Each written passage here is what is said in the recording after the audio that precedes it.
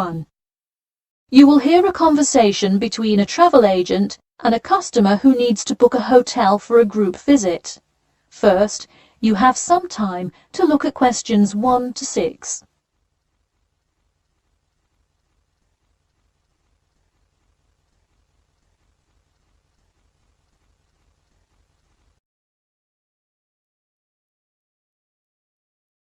Now we shall begin. You should answer the questions as you listen, because you will not hear the recording a second time. Listen carefully and answer questions 1 to 6. Hello, Elite Travel. This is Emily speaking. How may I assist you today? Hi, I have a group visit to plan, and I wonder whether you could help me decide on which hotel to book. I've narrowed it down to either the Winchester, the Royal Hotel, or the Star Hotel. I'm wondering if you have a recommendation. I would be happy to help. Those three are excellent choices. If everyone is booking hotel rooms independently, an easy way to do it is online booking. The Star Hotel offers online bookings at no additional charge. It sounds fine. Yeah, and you can even book the gorgeous sea view rooms if you act quickly. I'll consider that. It would be great since we're mostly first-time visitors to the area to get a nice view of the water. Now, are there handicap-accessible rooms? Yes, all three options have access for the physically disabled. Great. I should also mention that we'll be on a tight schedule, so we won't have much time to go out for meals. Which of these hotels serve food? There is a limited continental breakfast menu at the Star and at the Winchester. For a full restaurant and room service, the Royal Hotel is your best bet. Oh, wonderful. Could you tell me more about the restaurant? Absolutely. In the morning, there is a gourmet buffet, or a la carte item, and after 11 a.m. lunch is served in the dining room. Dinners are in a nice, low-key but high-quality setting in the hotel's private dining room, and Fridays feature the house jazz band. How lovely. Is there a group discount? No, sorry, not at the Royal Hotel. Let me check on the others, though. Could I place you on hold for just a second? Sure, thanks. It looks like there is one at the Winchester. 15% off when you book 8 or more rooms. Really? Sold. We'll book at the Winchester. Wait, is it suitable for children, though? We'll have a few little ones in our group, and it would be great to have a way to keep them occupied. Yes, in fact it has a play place that kids just love, with slides and swings and everything. Definitely a good hotel to bring the kids. Okay, great. Before you hear the rest of the conversation, you have some time to look at questions 7 to 10.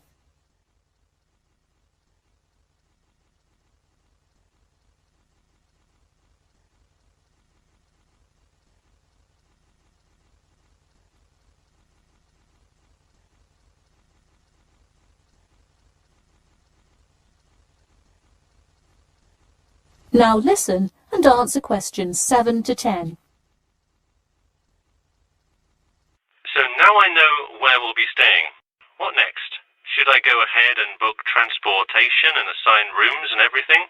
Well, for now there are only a few things for you to take care of. We will hold a block of rooms for you as soon as you send a deposit. I recommend booking as soon as possible, so you probably want to send the invitations as soon as you know how many rooms to hold. Oh, right. Okay. I'll send the invitations and put down the deposit. Is there anything else I should take care of? Great! And don't worry about this now, but sometime before you arrive, do let us know if you'll be requiring our transport service to and from the airport. I'll make sure to let you know. Does that incur a service charge, or perhaps a tip, or some presents to show our gratitude for the personal car service? Oh, don't worry about it. It is a free service, so if you would like to tip, you are welcome to do so. But hotel drivers do not accept gifts. Thanks for your help. My pleasure. Enjoy your stay at the Winchester. That is the end of part 1. You now have half a minute to check your answers.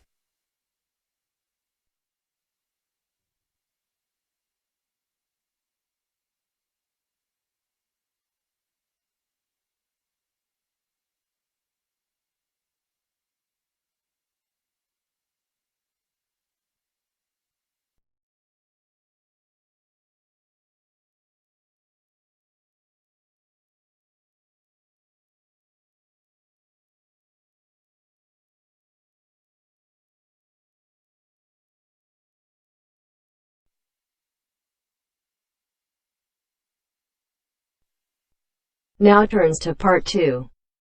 Part 2.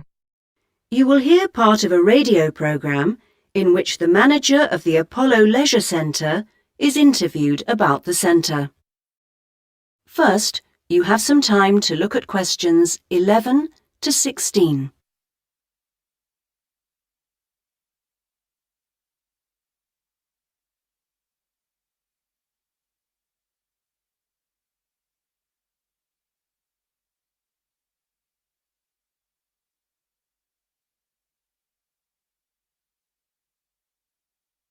Now listen to the first part of the interview and answer questions 11 to 16. Next, I'd like to welcome Carol Brown, manager of the Apollo Leisure Centre. Carol, welcome. Thank you. Now, Carol, the Apollo seems a familiar sight, but how long has it actually been here? Well, we started negotiations to take over the previous Active Life Centre that used to occupy the premises in 2000 and planned to open in 2001, although the usual delays meant it was 2002 before we were up and running. And do you have quite a mix of members, or are you focused on certain groups? It's pretty broad, actually. There are something like 200 adult members, so that's our biggest group, but we also have as many as 100 youth members, together with about 50 family group members, and I think we'll see that section growing to 100 over the next couple of years. Healthy numbers. Yes, and we'll be developing the centre to make it even more attractive. We're hoping eventually to build in a rock climbing wall, which would make a useful addition. We've already opened our swimming pool, which is hugely popular, and we'll have a massage room open within 12 months. Now, I understand you have different categories of membership? Yes, to suit every pocket. Blue membership includes all facilities for the member and a guest at all times, which is good for people with unpredictable timetables. If you can make it during daytime hours, red membership gives you excellent returns for your fee. As for only half price, you can use all the facilities during the day, and they're actually less crowded then. Green membership is designed for people who are only able to come infrequently, and so, of course, costs less. And there are chances to socialise? Oh, certainly. Our cafe is very popular and is a nice place to wind down and chat after working out or whatever. In fact, while it used to shut at 8, we've extended that to 9 now, with last orders taken at 8:30. It serves a whole range of food and drink. So if someone wants to join, what do they do? Come and see us. We'll give you all the details. The induction process takes about an hour and a quarter, which includes 3/4 of an hour on average with a personal trainer, and something like half an hour being shown round the different facilities. So we'd be well looked after? Definitely. Now you have some time to look at questions 17 to 20.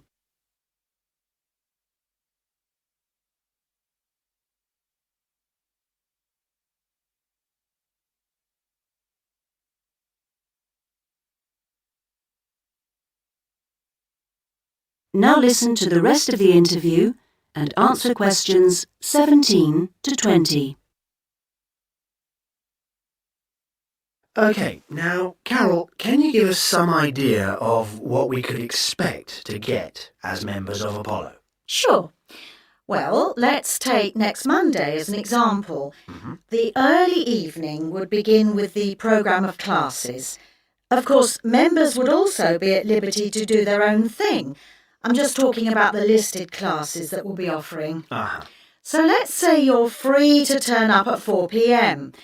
You could spend an hour in a class that we call gentle exercise. This isn't a hard workout, as you might be imagining it, but a session designed for those who perhaps are not used to rigorous classes and would like something to ease them in. Right. The next thing on offer will be starting at 5, and again, it'll last for an hour. In contrast, this is what we simply call weightlifting. It's certainly not for softies, but this strenuous session is, of course, carefully monitored, and we wouldn't let anyone do anything silly. Oh, well, that's reassuring. And then, kicking off at 6:15, you'll be welcome at a class aimed at promoting better lifestyles, which we run under the banner of healthy living. We'll give you all sorts of useful advice about just living better. Oh, sounds easier than working out. And probably at least as important. And rounds the evening off nicely. Oh no, we still have one more offering. Oh. These days, so many people are working, frankly, more than they should be. And we try to combat the stress that creates by encouraging those who can to take part in the class we call relaxation. You can learn lots of helpful techniques for staying calm when you think everything's going terribly. Now you're talking. So we'll see you on Monday. Now. That is the end of part 2. You now have half a minute to check your answers.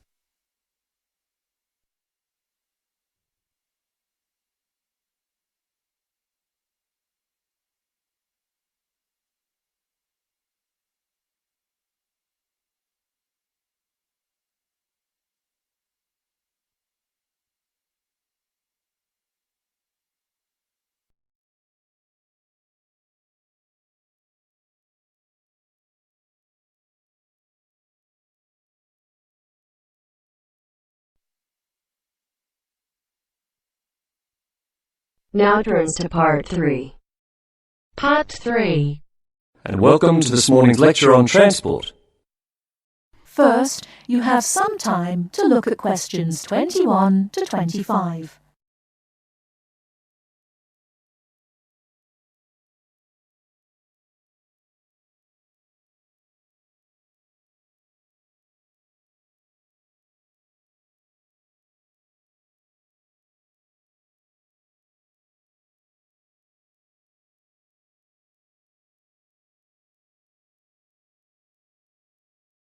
Now listen carefully and answer questions 21 to 25.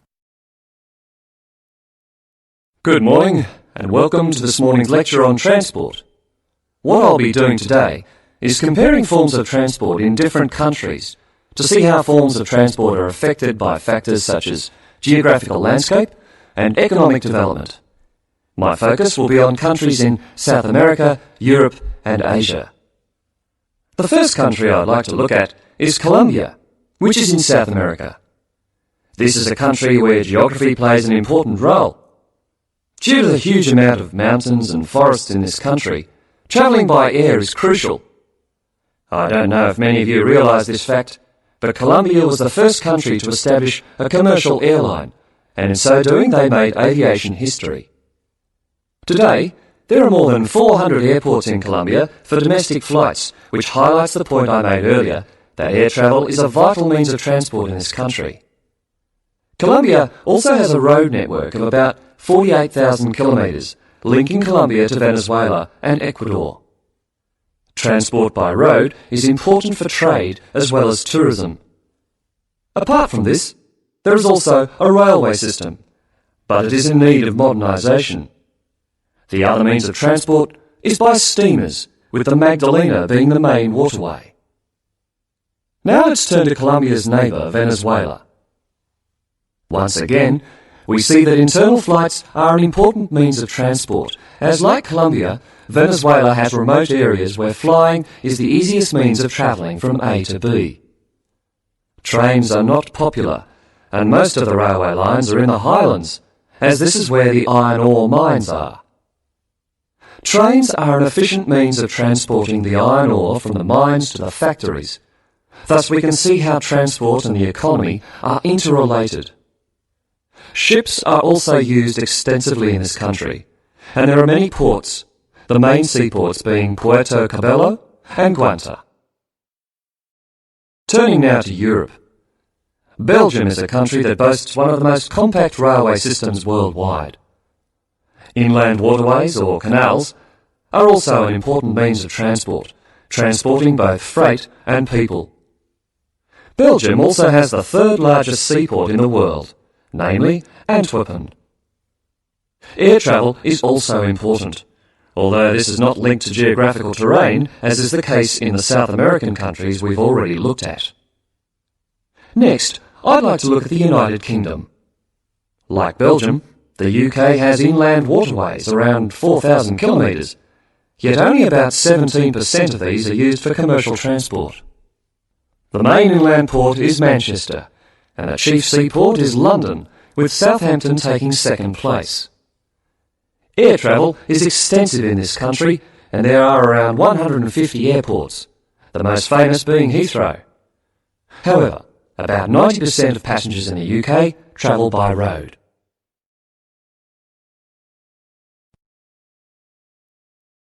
Before you hear the rest of the talk, you have some time to look at questions 26 to 30.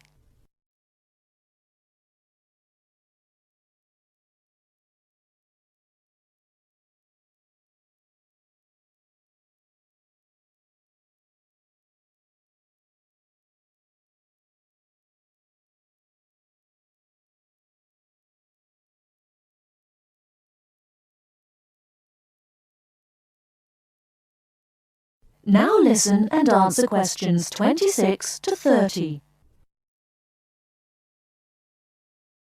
Finally, I'd like to look at two Asian countries. China is a country which reveals how geographical size affects transport development. Roads and railways are widely used, and this has led to a huge amount of bridges being built, such as the Yangtze Bridge, which is probably the most widely known. The Yangtze Bridge is 1.6 kilometres long and is built on two levels. The upper tier is for cars and pedestrians, while the lower is for trains. Railways are especially important, and over 80% of freight and passengers are transported by rail. With such a high proportion of people using trains, it is not surprising that governments in countries like China are prepared to invest in the railway system. Obviously, a fast and effective train service will encourage businesses and the general public to continue using it. The last country I'm going to mention is Japan, which has one of the most advanced transport systems in the world. The railway system is highly developed, and the Tokaido Railway, connecting Tokyo and Osaka, has trains that can travel up to 250 kilometres per hour. Ships are also a vital means of transport in both international and domestic areas. To summarise, we can see that transport varies throughout the world, yet the importance of transport networks, be they air, sea, rail or road, cannot be underestimated. That is the end of part 3. You now have half a minute to check your answers.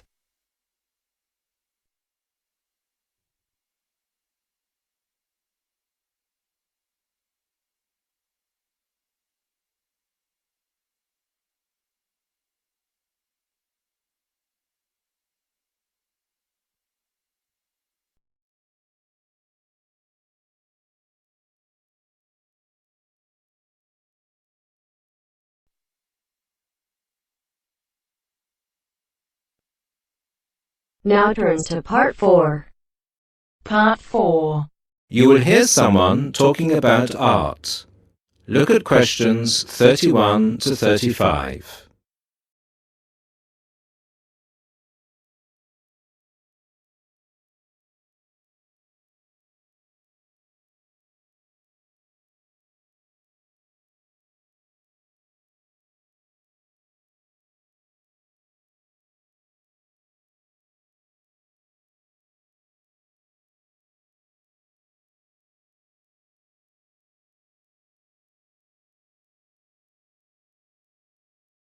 Listen to the first part and answer questions 31 to 35. Good evening, everybody, and welcome to the first in this year's series of public lectures offered by the Art Gallery. As Chief Curator of the Gallery, I was given the honour of presenting the first lecture, and let me tell you, I had a difficult time deciding what to talk about tonight. Being the curator, I naturally know just about everything that's in this gallery, but I wanted to choose an artist who has a wide appeal. That seems only fair, yes? But I didn't want to talk about someone so well known that anything I said would be familiar. I wanted someone modern. My personal preference is for modern art. But again, I wanted to choose someone who had the potential to appeal to all art lovers, whether they're attracted to traditional forms, Impressionism, Surrealism, or what have you.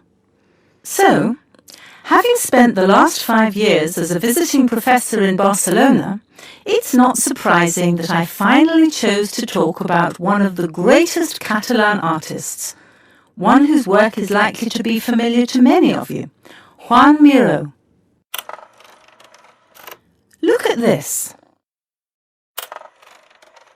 And this. And this. Ring any bells? Miró's most famous and most widely reproduced works tend to be like this.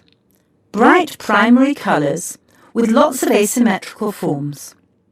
He painted on large canvases, larger than himself quite often, and his paintings depicted birds, trees, flowers, and other features of the natural world. But Miró produced a great variety of work, and it's about some of his lesser-known paintings that I would like to speak this evening. Miró was born in Barcelona in 1893, the son of a goldsmith. He began to show talent very early, and in 1926 went to Paris, where he was drawn to the Surrealists of Montparnasse. He did not define himself as a Surrealist, however.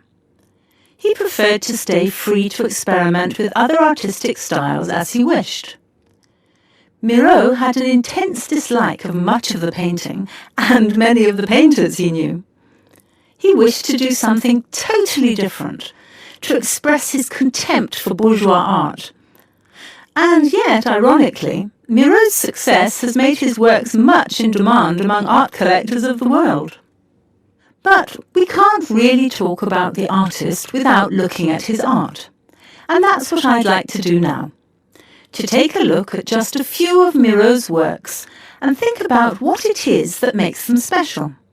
Special to me, and to a great number of people who flock every day to the Miró Foundation in Barcelona. Now look at questions 36 to 40.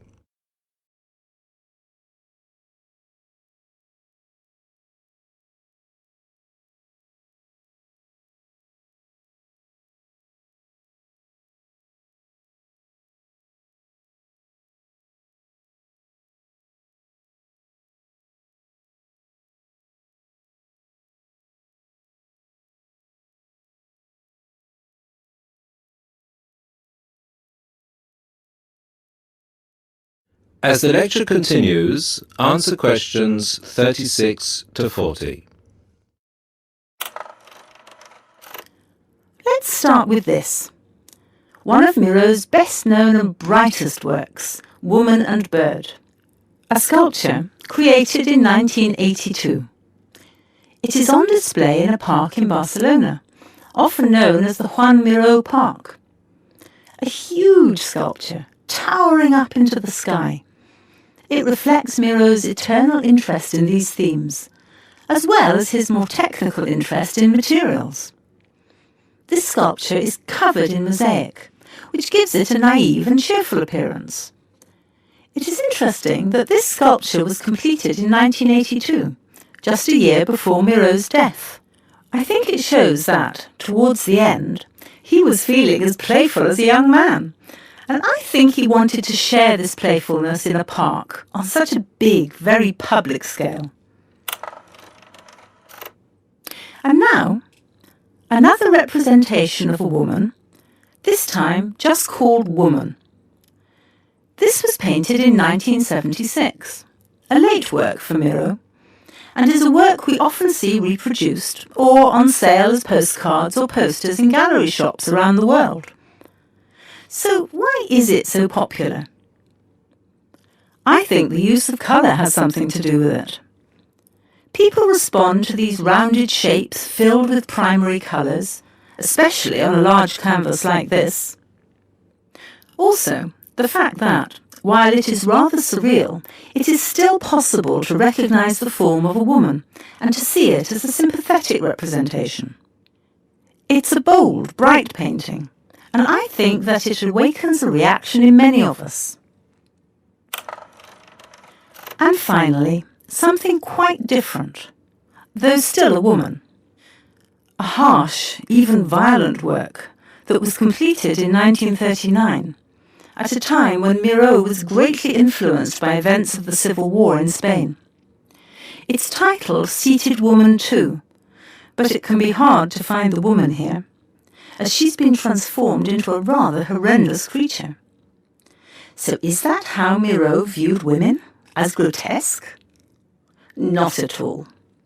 This picture can also be seen as strong, with a huge base and solid shoulders to support those who depend on her.